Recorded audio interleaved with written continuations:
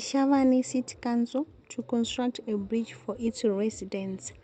The residents of Shishavani are complaining due to the failure of the City Council to construct a bridge for them to cross the sewage safely. The bridge needs to be constructed in order for both school children and the adults to cross without facing any problems, even during the rain season. So the City Council should address the needs of its residents.